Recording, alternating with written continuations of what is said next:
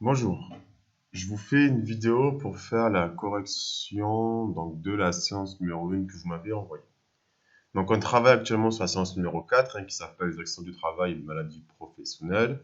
L'objectif de la séquence est de pouvoir distinguer un accident du travail et des maladies professionnelles. Donc voir un peu la différence qu'il y a entre ces deux conséquences de l'activité de travail. Dans cette première séance, vous avez vu les caractéristiques d'un accident de travail et d'une maladie professionnelle, avec comme objectif de pouvoir prendre conscience des dommages provoquant un AT et les dommages provoquant une maladie professionnelle. Au cours de l'activité numéro 1, vous deviez analyser la situation à problème de Guillaume, avec comme à chaque fois, comme première question, la méthode du QQO-QCP. Alors, identifier les éléments de la situation. Quelle est l'origine du problème? Donc effectivement, l'origine du problème, c'est l'accident de travail de Guillaume. Toute la situation part de là. Guillaume a donc un accident de travail.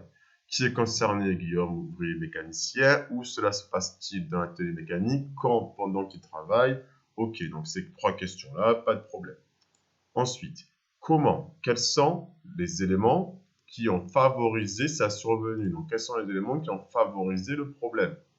C'est bien la graisse présente dans l'atelier mécanique, graisse sur laquelle Guillaume a glissé, ce qui a entraîné l'accident de travail. Pourquoi? Quels sont les éléments qui font que ce problème risque d'être à l'origine de complications importantes? Alors, si on regarde bien, on nous dit que Guillaume est blessé. Il a un arrêt de travail, un long arrêt de travail même, avec donc une perte de revenus, ce qui va engendrer deux types de conséquences. On va avoir des conséquences financières. Ça va être compliqué pour lui d'assurer le remboursement de son crédit de sa voiture ou encore de son home cinéma. Il va avoir plusieurs dépenses de santé, médecin, chirurgien, pharmacie, etc. Et enfin, on peut aussi avoir des conséquences sociales avec le fait qu'il ne peut plus pratiquer de loisirs, on ne peut plus pratiquer le foot, et il devra en plus de ça avoir besoin d'une aide à domicile, au fait, qui va venir le laver, l'habiller, etc. Donc, quels sont les éléments qui font que ce problème risque d'être à l'origine de conséquences plus importantes? C'est le fait que sa blessure va entraîner de lourdes dépenses de santé et un lent arrêt de travail. Le fait qu'il y ait de lourdes dépenses de santé, ça va entraîner d'autres complications. On a dit remboursement du crédit, conséquences sociales, et bien évidemment donc avec le lent arrêt de travail. Ok. Formuler la problématique de la situation. La problématique, c'était quelles sont les démarches appropriées pour obtenir l'indemnisation de son accident de travail. Pourquoi? Il ne faut pas oublier qu'un problème, c'est quelque chose que l'on veut résoudre. On veut apporter une solution, savoir pourquoi du comment. Le problème de la situation, la problématique, ce n'est pas tellement l'accident de travail de Guillaume. On sait pourquoi Guillaume s'est blessé, car il a glissé sur de la graisse. On sait quelles sont les conséquences de l'accident de travail de Guillaume. On l'a dit, conséquences financières, sociales.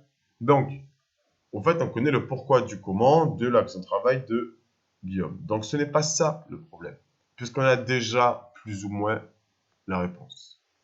En revanche, cette partie a été un peu oubliée, c'est la dernière partie du texte. Guillaume doit faire les démarches appropriées pour obtenir l'indemnisation de son accident de travail.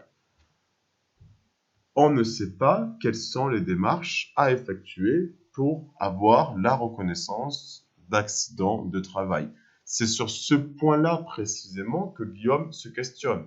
Parce que si il veut éviter les conséquences financières et réduire les conséquences sociales, il va avoir besoin d'une indemnisation financière, et pour recevoir cette indemnisation financière, il va devoir faire la reconnaissance, faire les démarches pour avoir la reconnaissance d'accident de travail. Donc en fait, cette dernière partie du texte était très importante, et c'est au fait ce qui va nous intéresser tout particulièrement, et c'est ce sur quoi portent les différentes questions à venir. Donc la problématique au fait de notre chapitre, c'est quelles sont les démarches appropriées pour obtenir une indemnisation de son accident de travail. Ok.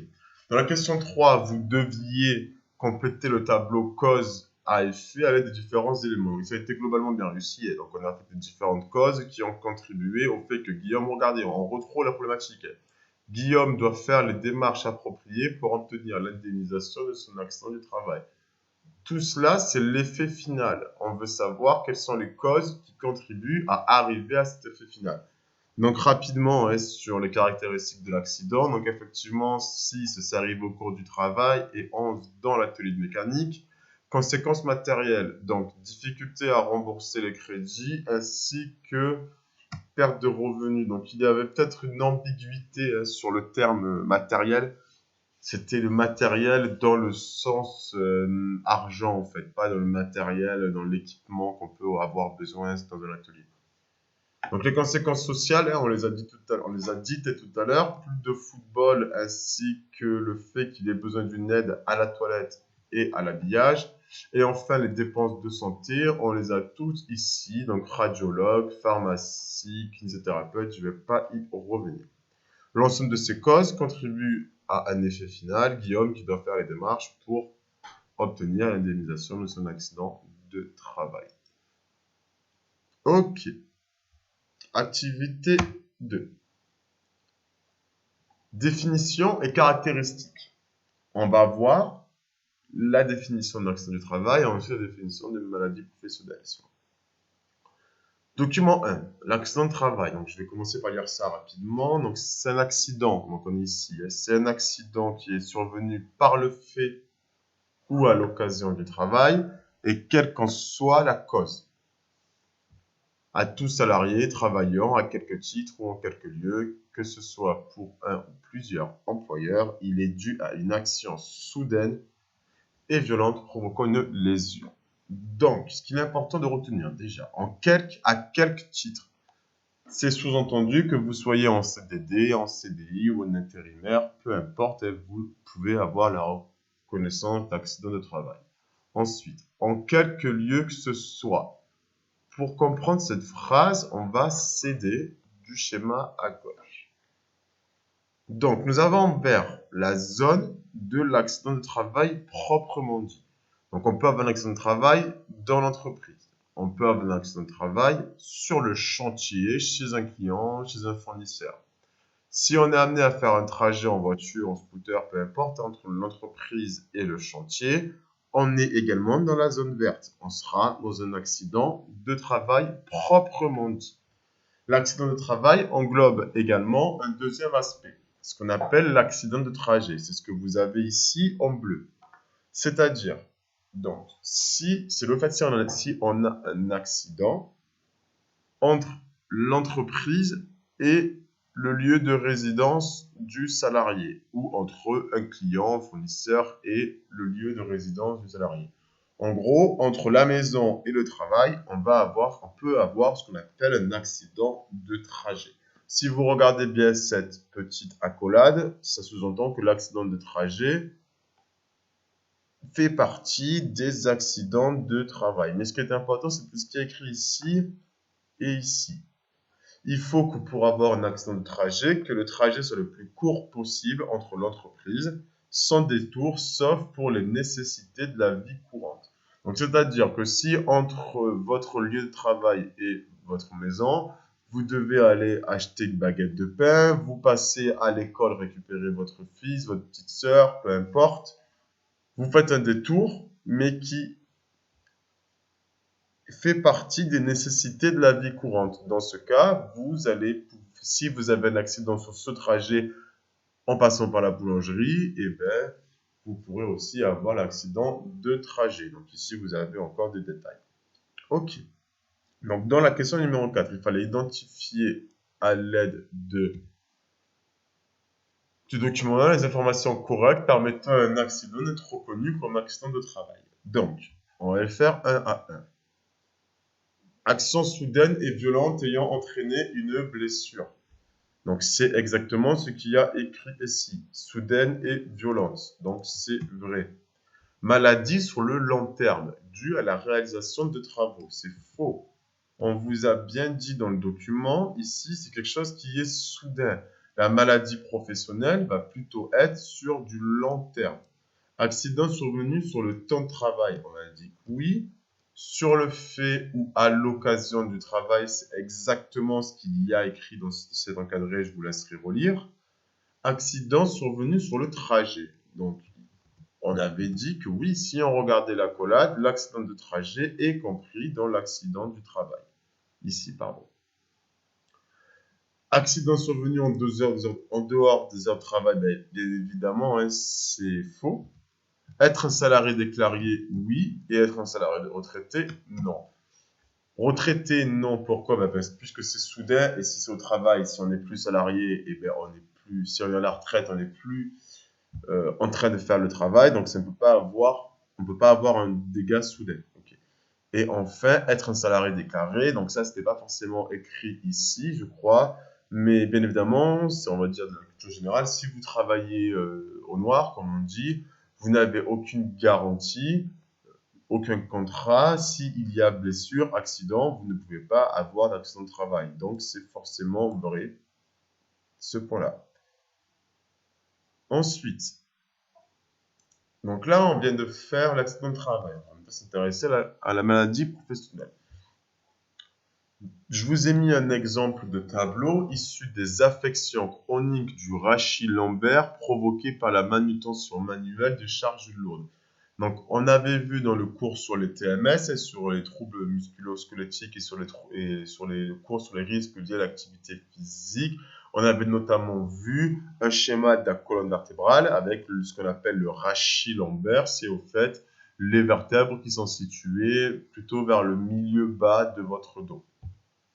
Donc, un tableau de maladie professionnelle. Il y en a en tout 99. Comme vous pouvez le voir, il y a une date de création, puis une date de mise à jour. On va avoir 3 colonnes. La colonne en bleu, avec ce qu'on appelle la désignation de la maladie. Donc, le nom de la maladie, au fait, exactement. Donc là, il y a beaucoup de termes scientifiques. Hein. Radiculalgie crurale par hernie discale. Donc, il y a beaucoup de termes compliqués. Ici, on a donc le délai de prise en charge. Qu'est-ce que ça veut dire? Ça veut dire, comme c'est indiqué ici, qu'après l'arrêt de travail, la personne a 6 mois pour faire constater à un médecin les dommages liés au travail. Pour faire déclarer la sciatique par hernie discale, à partir du moment donné où vous vous arrêtez, vous avez 6 mois pour avoir les symptômes qui se déclarent et pour faire la déclaration au médecin. Si au-delà de 6 mois, les symptômes apparaissent, ça veut dire que ce n'est pas une hernie discale qui est due à votre travail. Ensuite, ce qui est en parenthèse, est sous réserve d'une durée d'exposition de 5 ans, comme c'est écrit. Ça veut dire que pour avoir une hernie discale d'origine professionnelle, il faut avoir travaillé à minima 5 ans dans l'entreprise. Et enfin, à droite, on a ce qu'on appelle la liste limitative des travaux susceptibles de provoquer ces maladies. Donc, c'est en fait la liste de tous les travaux qui vont en fait pouvoir occasionner ces troubles que vous avez ici. Donc là, vous avez les troubles, les symptômes, ce qu'on va constater chez le patient, chez la personne. Ici, vous avez le temps qui est nécessaire pour que la maladie se mette en place et pour la faire constater, si on résume. Hein. Et ici, vous avez ici l'ensemble des gestes, des travaux qui vont pouvoir occasionner la maladie. Je vais vous demander dans les deux cas, donc le cas de M. Pascal et le cas de M. Robin, de me dire pour chacun des critères. Premier critère, la personne est salariée ou a été salariée. Donc effectivement, M. Pascal est salarié depuis 3 ans, pas de problème, oui. M. Robin, il a été maçon pendant 25 ans et il est actuellement à la retraite depuis 3 mois. Donc, il a été salarié. Il a été salarié, M. Robin. Donc oui, il a été maçon pendant 25 ans, il est maintenant retraité depuis 3 mois. Les symptômes ou la maladie sont identifiés dans un des 98 tableaux de description. Donc ça, c'est le critère numéro 2. Oui, effectivement, sur ce critère, il n'y a pas eu de problème. Hein. Je vous ai mis en haut justement l'exemple du tableau 98. Donc, Monsieur Pascal et Monsieur Robin ont tous les deux une sciatique par hernie discale. Ça fait bien partie du tableau 98. On est d'accord. Alors, ensuite, il y a un petit problème qui est de ma faute. Sur le tableau, à la ligne 3 et 4, normalement, vous avez dû constater que ce que vous avez écrit, vous, sur cette feuille était identique à la 3e ligne. Donc, c'est pour ça que vous avez eu du mal à compléter la fin du tableau. Et la question suivante, c'est ma faute, je m'en excuse, je fais le point avec vous. Troisième critère, la maladie est due à la réalisation de travaux professionnels listés dans le tableau. Alors, pour Monsieur Pascal est cantonnier, donc c'est-à-dire ramassage des ordures. On va voir dans la liste. On voit que dans le ramassage des ordures ménagères et des déchets industriels, c'est pris en compte. Donc oui, Monsieur Pascal fait les travaux professionnels listés dans le tableau, donc on justifie. Et pour Monsieur Robin, c'est pareil. Oui, pourquoi? Car on voit qu'il y a écrit maçon. Donc il faut juste que je retrouve la ligne. Travaux de manutention manuelle habituels de charges effectués dans le bâtiment, le gros œuvre, le travaux public, donc c'est bien maçon. Donc oui. Pour l'instant, chacun a donc tous les critères validés. Dernier critère, le délai de prise en charge et le temps d'exposition sont respectés. Pour Monsieur Pascal. Monsieur Pascal, il travaille depuis 3 ans. Or, on nous dit qu'il faut avoir à minima travaillé 5 ans. Donc, non, le délai de prise en charge, le délai d'exposition, pardon, n'est pas respecté, puisque 3 ans est inférieur à 5 ans, que je sache. Donc, on écrit la justification ici. Et pour Monsieur Robin, effectivement, il a travaillé 25 ans en tant que maçon, donc il est bien au-delà de 5 ans. Mais ce n'est pas suffisant. On a dit qu'il y a également un délai de constatation qui est de 6 mois, un délai de prise en charge. Ça fait uniquement 3 mois qu'il est à la retraite, donc il n'a pas dépassé son délai de prise en charge. Donc il a suffisamment travaillé comme maçon et les symptômes de la maladie se sont suffisamment déclarés vite pour que cela soit considéré comme une maladie professionnelle. Donc, tous les critères sont validés pour Monsieur Robert. Question 6. Préciser pour chaque opérateur si la sciatique par hernie discale est reconnue comme MP et justifiée. Je vous avais écrit ici, la sciatique par hernie discale est prise en charge au titre d'une maladie professionnelle. Ah oui, donc ça c'est également une erreur de ma part. Il faut que les 4 critères soient validés. Les 4 critères doivent être validés. Ce n'est pas le cas pour Monsieur Pascal. Les 4 critères doivent être validés. Si on regarde bien, le dernier n'étant pas validé, on ne peut pas dire que ce soit une maladie professionnelle. En revanche, pour Monsieur Robin, les 4 critères sont validés. Donc, en conclusion, si on revient à notre objectif de départ, qui est de prendre conscience des dommages provoquant un accident de travail et les dommages provoquant une maladie professionnelle. On a vu que l'accident de travail survient avec des dommages qui sont soudains, une action qui est soudaine et violente. On va se blesser pendant un accident de travail, cela va occasionner une blessure, une lésion, mais c'est quelque chose qui est soudain. En revanche, pour la maladie professionnelle, si on regarde bien le tableau, il faut une durée d'exposition qui est minimum de 5 ans. Donc, la maladie professionnelle, c'est bien des dommages, des petits dommages qui vont en fait s'additionner sur une longue période, sur une longue durée. C'est ce qui va occasionner par la suite une maladie professionnelle. Donc, ce qu'il faut retenir d'important, c'est que l'accident de travail, c'est soudain, c'est sur le lieu de travail. Il faut être un salarié déclaré et il faut qu'il y ait une blessure. Blessure, soudain, salarié déclaré et blessure. Pour la maladie professionnelle, ça va être des dommages sur le long terme. Et pour valider, il faut donc que les 4 critères présents ici soient validés. Donc, je vous remercie de m'avoir écouté et je vais vous renvoyer un document le même document, mais simplifié peut-être pour vous faciliter la prise de réponse sur une feuille blanche. Donc, je vais simplifier certains tableaux pour que vous puissiez peut-être plus facilement les recopier sur une feuille. Donc voilà, bonne journée à vous, à bientôt.